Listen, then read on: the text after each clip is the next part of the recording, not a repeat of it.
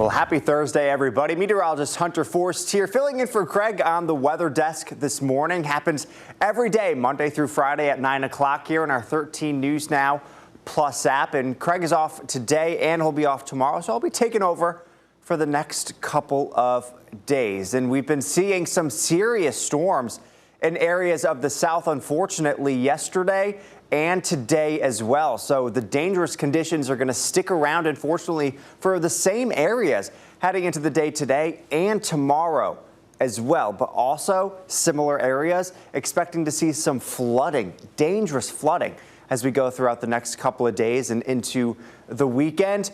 But also still in the news story, some of those blossoms, the allergies, which are really starting to pick up for a lot of us, but also a nice warm-up is on the way. It's already started here in the Hampton Roads area. Temperatures today are supposed to be in the 80s, and they're going to stick around heading into the weekend. But did want to start off with the first topic, the unfortunate topic of the severe threat in areas of the South yesterday and today. And they're going to see it, unfortunately, throughout the afternoon into the day tomorrow. Look at all of the storm reports over the last 24 hours or so, stretching all the way from Michigan down into Indiana, the Tennessee Valley, the Ohio Valley, down into Mississippi, Arkansas, Missouri. We had tornado warnings, a ton of tornado warnings last night, bringing catastrophic damage to a few areas. We had tornadoes in portions of Louisiana, strong winds, hail. It's just been a really, really busy last 24 hours or so. And it's not really going to let up, unfortunately, for the next couple of days. And this morning, we are getting a glimpse at the aftermath of severe storms across the South and Midwest. This tornado video was sent in from Lake City, Arkansas. You can see the massive funnel churning across the flatlands as lightning flashes overhead. And this one was sent in by a viewer up in Indiana near the city of Carmel. That's just north of Indianapolis. This funnel cloud is moving much faster across the ground. It's still a very, very scary sight. And in Illinois, a look at the destroyed buildings left behind in the southern part of the state. This home was destroyed in Goreville in Johnson County, Illinois. The sheriff there says there were no reported injuries, but still, as you can see, some serious damage to structures. Across the country, some forecasters called this a once-in-a-generation storm. ABC's Rhiannon Alley has more.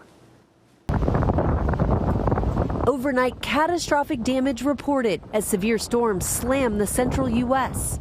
Oh, it's still on the ground. A tornado emergency in northeastern Arkansas.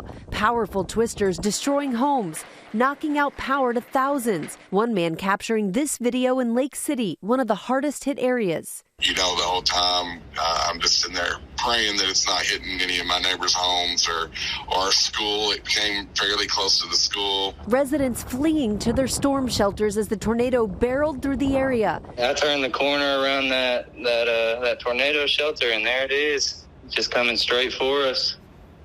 It's just getting larger and larger. In Missouri, an EF1 tornado, winds nearing 100 miles an hour, causing widespread destruction in the town of Nevada. Homes and businesses reduced to rubble. Outside St. Louis, this car flipped upside down. Farther east, severe storms hitting parts of Indiana. These drivers in Indianapolis trapped in high water. More rain and flash flooding is on the way this week, expected to stretch from Texas to Michigan. Nearly half of flash flood deaths in the next 4 days will come from within vehicles, so please turn around, don't drown. Rhiannon Alley, ABC News, New York. And back in Arkansas, first responders were going door to door to make sure no one is trapped. Minor injuries were reported. And in the last hour, we learned that 8 members of Virginia Task Force 2 deployed to Kentucky to respond to severe weather and the impacts there. Task Force 2 is a FEMA incident support team based locally in Virginia Beach. The team left last night and should arrive in Louisville, Kentucky this morning. They will meet other FEMA teams there and will help local agencies in their storm response and recovery efforts. Well, some great news there that they're going to help support. But again, just a ton of storm reports in these areas. Let's zoom in a little bit as we take a look at some of these storm reports here in portions of Kentucky, Indiana, Missouri.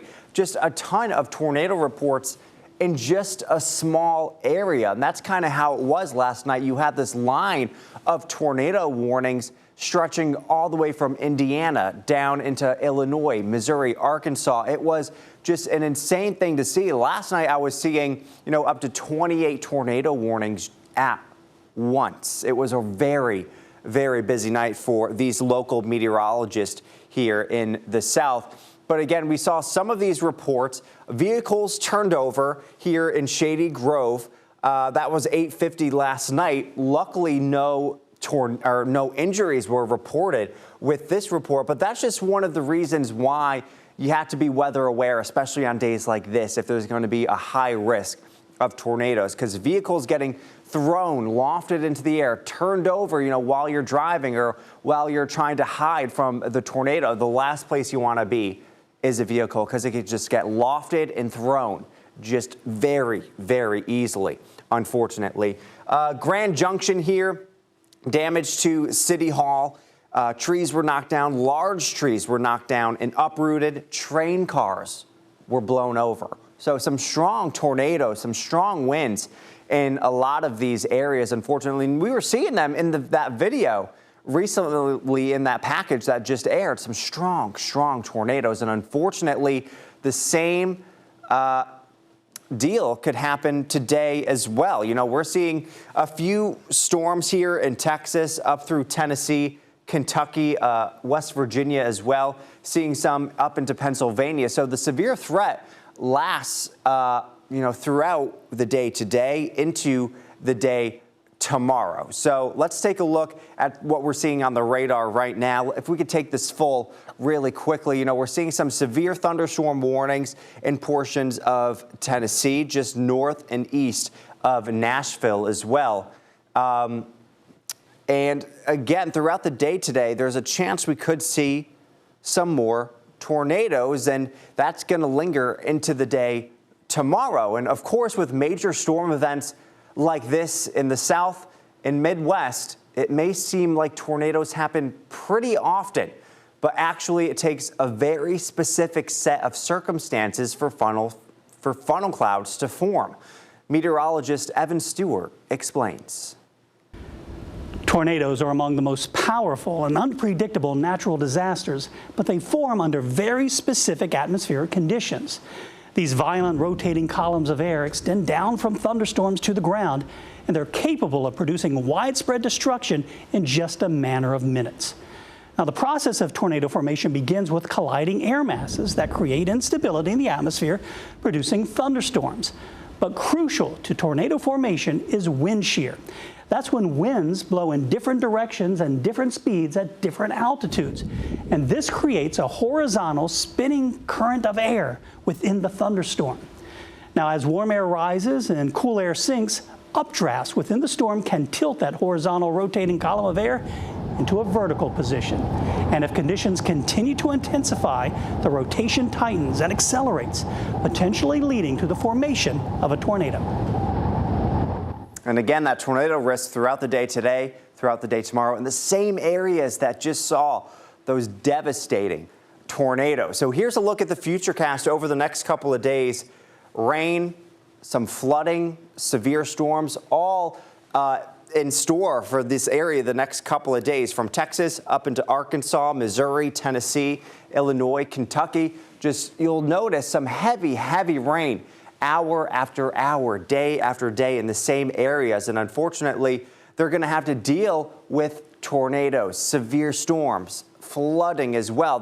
Last night we were seeing tornado warnings on top of flash flood warnings. So the meteorologists were saying, get to the lowest level of your house, but make sure it's dry, because you don't want to get into your basement and your basement's flooding, while there's a tornado warning in effect as well. So just two things you don't want to be dealing with at the same time. So here's a look at the SPC outlook for the day today.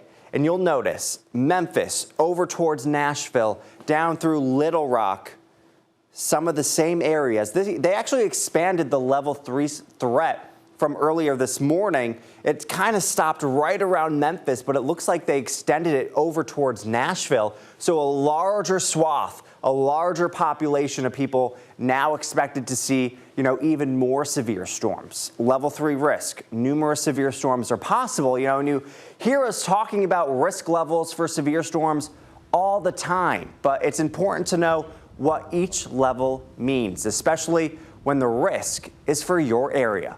Meteorologist Taylor Stephenson is here to break down the categories and what they mean. The Storm Prediction Center, known as the SPC, issues risk categories based on how widespread and intense the thunderstorms may be. Let's break down the 5 categories. To keep it simple, the categories range from level 1 to level 5. A level 1 risk is the lowest potential for severe storms. A level 5 risk is the highest potential. Under a level 1 or marginal risk, storms are usually isolated and short-lived with limited intensity. Storms under this category can produce wind gusts up to 60 miles per hour and/or small hail. The tornado threat is typically low. Under a level 2 or slight risk, storms are still short-lived, but the storm intensity is a little higher. Strong or damaging winds and a couple of tornadoes are the typical threats in this category. Once we reach a level 3 or an enhanced risk, the storms can become persistent, with a few intense storms producing some tornadoes and wind damage. Long-lived and widespread severe storms fall under a level 4 moderate risk or a level 5 high risk. Under a level 4 risk, expect strong tornadoes, widespread wind damage, and/or large hail. The level 5 risk is typically reserved for high confidence of a tornado outbreak or a derecho event. A derecho is a fast-moving line of strong to severe storms stretching more than 240 miles that produces damaging wind gusts throughout most of that line. For 13 News Now, I'm meteorologist Taylor Stephenson. Taylor, thanks. And again, as we go throughout the next couple of days, a lot of these areas are going to be seeing that level 3 risk. Just yesterday, we had that level 5 risk in areas in the south, which there was, a tornado outbreak in a lot of these areas. Tons of tornado warnings. Last night, we saw a few this morning. Right now, there seems to be a little bit of a break, but as we continue in the day today and tomorrow, going to see that risk starting to increase once again. So as we head into the day for Friday, similar areas still in the level 3 risk. Now, Memphis, fortunately, your risk is a little bit lower heading into the day tomorrow, but still a level 2 out of a level 5. Little Rock, Fayetteville, Hope, Arkansas, you guys on a level 3 out of 5 risk for the day tomorrow and today as well. So just a couple of days of some of that severe storms. Here's the tornado outlook for today as well. Anywhere from Texarkana through Little Rock into Memphis, Nashville, you guys have a strong chance of seeing some tornadoes throughout the day today, and some strong ones as well. Certainly not out of the question. So unfortunately, it's going to be staying with us over the next couple of days. Now, along with the severe weather threat, the flood threat in the similar areas, unfortunately. See this line of showers and storms all the way from New England down through the Ohio, Tennessee Valley, Arkansas, down into Dallas, Oklahoma, Wichita. All of these areas going to be seeing these showers over and over and over. Let's look at the futurecast here for the Euro. Here we are heading into the day tomorrow. Rain. It's like a river basically over the same areas as we go throughout the next couple of days. And then finally by Sunday, we're going to start to see that cold front pushing in our area. And then by Monday night, it'll finally be through here, bringing us some cooler air behind that. Here's the flood potential for areas of western Tennessee, portions of Arkansas, southern Missouri, Kentucky, an extreme risk for flooding. This is through Friday morning. This is the highest level of flooding you can see. So not only are they going to see severe storms, possible tornadoes, but also going to be some dangerous flooding with that as well. So just, a trifecta of really dangerous weather for this area as we head towards the end of the week. Here's a look at the high-risk flood threat. A third of all U.S. deaths from 2010 to 2022 occurred on days with a high-risk threat, which is exactly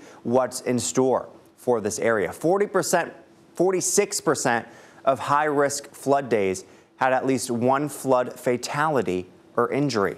And 80% of all flood-related damage occurs in or near these high-risk areas. So again, if your house, you missed out on fortunately, you missed out on a tornado yesterday, you missed out on a severe storm, you still have that risk of flash flooding in your house, coming dangerously close to being, destroyed by a flood later on this afternoon. So definitely just something to watch over the next couple of days, especially if, your area is prone to flash flooding. A lot of these areas in the south, unfortunately, are. As we head into Friday morning to Saturday morning, that risk comes down a bit, but still very likely from St. Louis into Paducah, Springfield, all the way down into Little Rock and just to the east of Dallas. Dallas, you guys are under that likely threat of some flooding, but it gets a little bit worse as you head more out towards your east. So again, a dangerous situation over the next couple of days. Here's a look at the total rainfall heading into Saturday and Sunday. Let's see if I could go back to that one really quick. Up to a couple of about here's 6 to 9 inches in Russellville, 1 to 2 in Philadelphia, 4 to 2, or 2 to 4 in Fort Smith, 4 to 6 in West Plains. We were seeing up to a foot of rain possible in a few of these areas over the next couple of days, which again leads to that really dangerous flooding. And you don't want to underestimate the power of water. 6 inches of fast-moving water can knock you right off your feet. 12 inches of fast-moving water can carry a car away. And 18 to 24 inches of fast-moving water can carry away almost any large vehicle. So again, a really devastating, dangerous situation for areas in the south over the next couple of days. So hopefully they've been getting prepared. Luckily, there's been a good amount, of preparation for this system heading their way. So again, hopefully things, will be good, even though, of course, some of those tornadoes have been devastating. At least, there's some awareness going on for a few of these people. But as we get closer here to, spring, we get deeper into spring, there's some other situations besides, that severe weather. We have allergies, warm-ups, cool downs. The allergy season, though, has been brutal for a lot of people. And here's a look at today's allergy report for us here in Hampton Roads. Trees, extreme once again. And it's going to stay high over the next couple of days because we're not going to see much in the way of any rain. So maple, juniper, birch. If you're going outdoors today, you're probably going to need a pack of one of those tissues. Fortunately, I don't need it. I don't really have any allergies, but I know a lot of people do. So it's definitely one of those days, especially heading into the weekend, where you're still going to need it. Before we see rain move in heading into Monday, that should help a bit heading into Tuesday and Wednesday. But as we talk about pollen and allergy season, you may have noticed that nature's pollinators are back out in force. We're talking about bees. Right now, beekeepers are warning about a growing crisis with bees that could impact your grocery bill. And we're not just talking about honey. Let's connect the dots. Beekeepers are warning of a major crisis, and it could hit your grocery bill. Let's connect the dots. A new report shows U.S. beekeepers lost 62% of their colonies over the past year. That's far above the usual average, and scientists say the cause isn't fully clear. Experts blame parasites, disease, poor nutrition, and even theft. In California, beehives are being stolen under cover of night and resold for pollination. Honeybees pollinate about 75% of the world's food crops. So when bees die, it puts fruits, vegetables, and nuts at risk, especially almonds. Those losses could push food prices higher since bees support $17 billion in U.S. agriculture each year. Experts say government help is needed, but everyday people can pitch in too. Planting bee-friendly flowers in your yard or garden can help support pollinators and protect the food supply. And that's connecting the dots.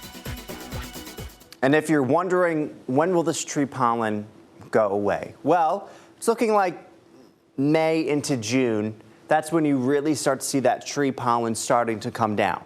But want to know what takes its place? Grass. That shoots right back up heading May into June throughout the summer.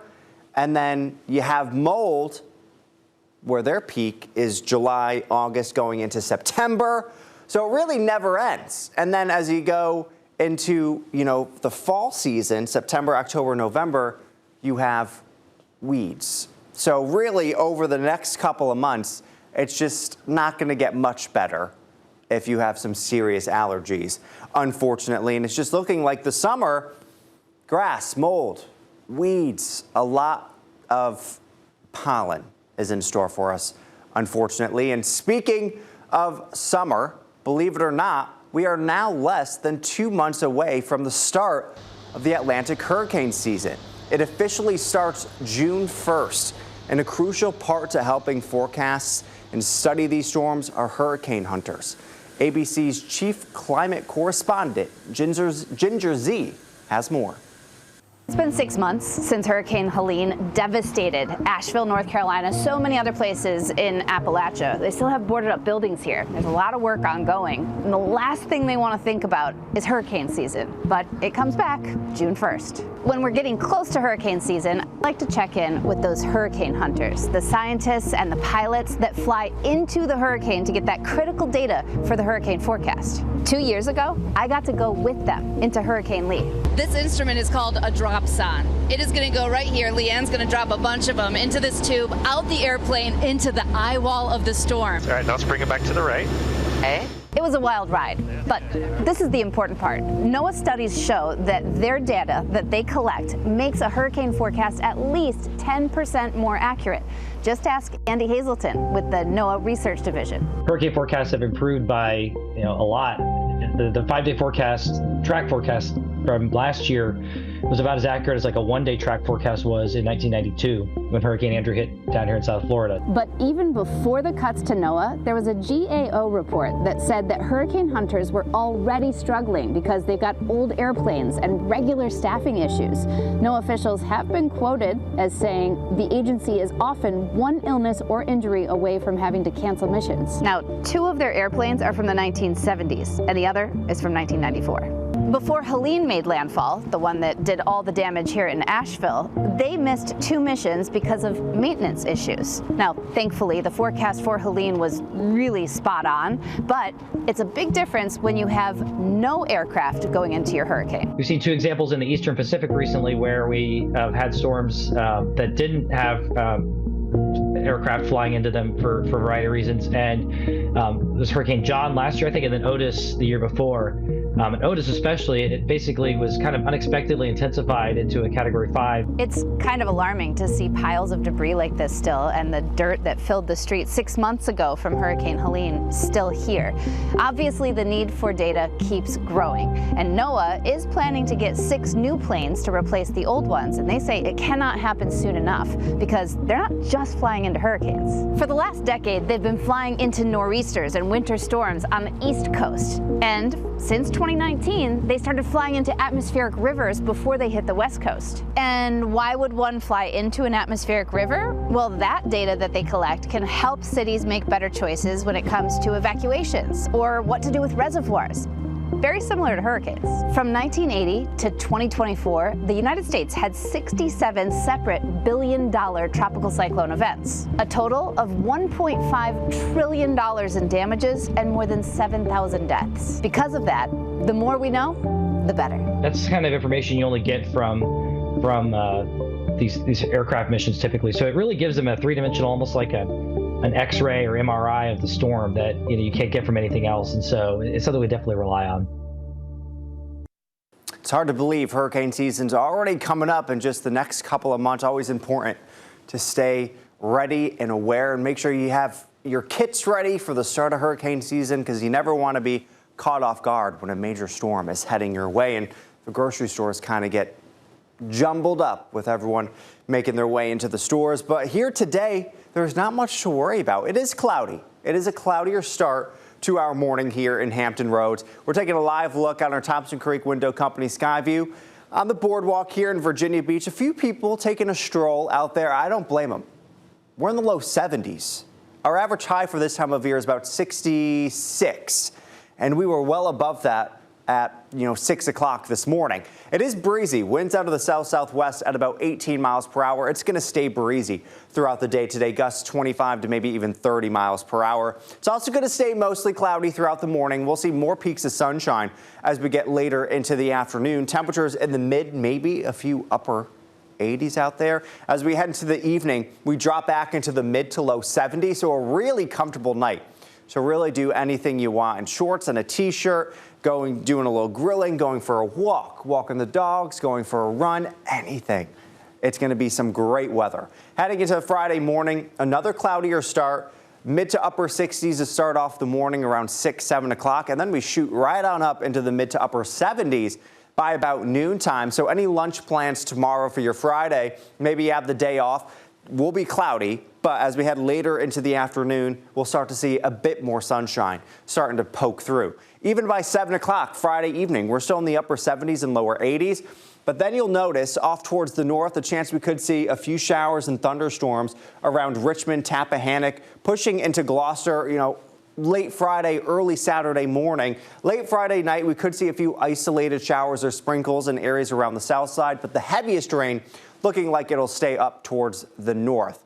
And as we take a look at temperatures outside right now, it is warm already, and it's 9:30. 72 in Norfolk, 73 in Elizabeth City. It's 73 in Edenton, 61 in Wallops Island, 68 in West Point, 71 in Wakefield, and 70 in Roanoke Rapids. And today we'll get up into the mid to lower 80s, 84 in Franklin, 83 in Norfolk, 83 in Virginia Beach, 75 in Cape Charles, 80 in Matthews for today, 84 in Hampton. Down in Kill Devil Hills, you guys will be sitting at 75 degrees for your Thursday afternoon, 82 in Edenton, 85 in Gatesville, and 83 in Hosky. Look at tonight's overnight lows, higher than what our average high should be. 68 degrees waking up for our Friday morning. It's going to be another comfortable start. It's always great walking out the door in the morning, heading off to work, and you don't have to put on 3 pairs of sweatpants and 3 coats. It's very nice. Partly cloudy skies tonight, mild winds out of the south at 10 to 15 miles per hour, and it'll be another warm one tomorrow. Low to mid 80s, 82 in Norfolk for your Friday, 86 in Suffolk, 85 in Franklin, 82 in Virginia Beach. It's a beach day today, tomorrow, and into the weekend. 75 in Matthews, 76 in Urbana for Friday, 82 in Hampton, 86 in Hertford, 85 in Edenton. Look at the Outer Banks. Kill Devil Hills, 77, 78 in Manio. We're going to be busy down there tomorrow. 82 degrees as we head into Saturday. Partly cloudy, still very warm.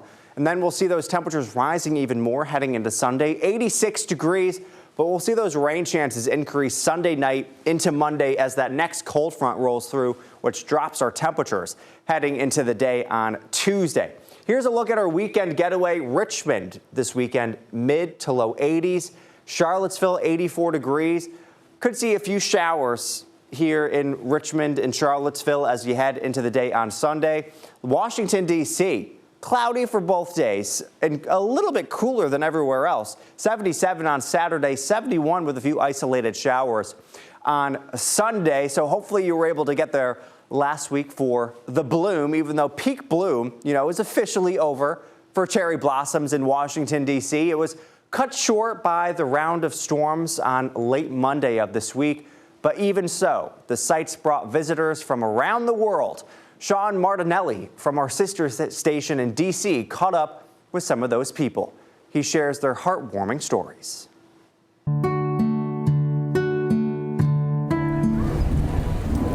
Puffs of white and pink made us think.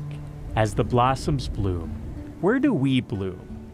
Those of us without branches, buds, or bark.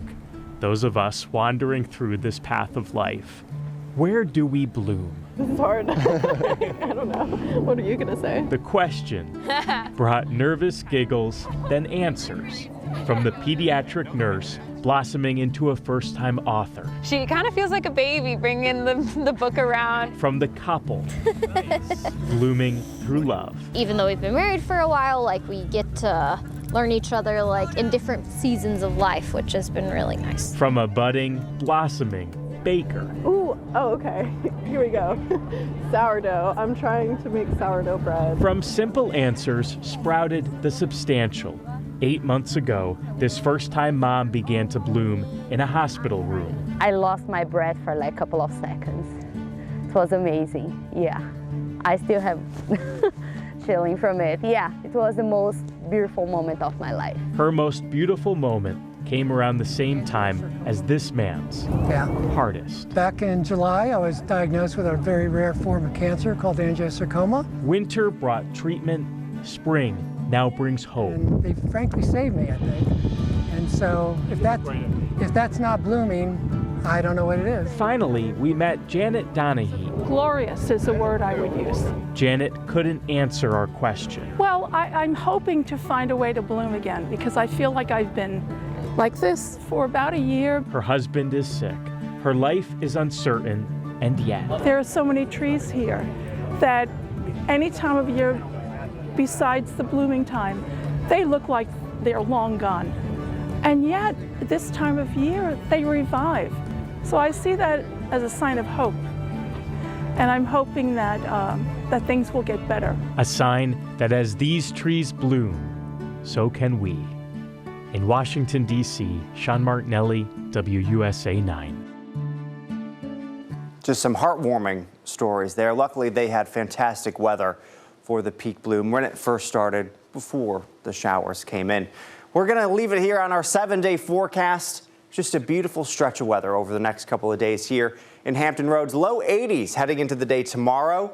Saturday, 86 on Sunday. Then we're going to see a cold front push through heading into Monday. So it's looking like Monday is going to be rainy, a bit stormy. Temperatures in the mid to upper 60s on Monday. And then we'll see those temperatures dropping throughout the day as that cold front pushes through. And behind that cold front, much cooler air. We'll be in the upper 50s to right around 60 on Tuesday and Wednesday. But the weather does start to clear up a bit. You can find me on social media, Facebook, Meteorologist Hunter Forst, Instagram, at Hunter Forst, HUNNERFORST.